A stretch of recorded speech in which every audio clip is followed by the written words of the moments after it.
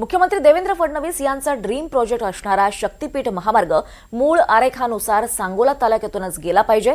शक्तीपीठ मार्गाचं अलाइनमेंट बदलून इतर दुसऱ्या तालुक्यात शक्तीपीठ महामार्ग जाता कामा नये या मागणीसाठी आता सांगोला तालुक्यातील शेतकरी चांगलेच आक्रमक झाले। शक्तीपीठ महामार्गाचं आरेखन बदलून सांगोला तालुका वगळला जात असल्याच्या हालचाली सुरू आहेत। सोलापुरातून मार्ग बदलल्याचंही मुख्यमंत्र्यांनी अधिवेशनात सांगितलंय आणि याचबाबत शेतकऱ्यांनी बैठक घेतली आहे।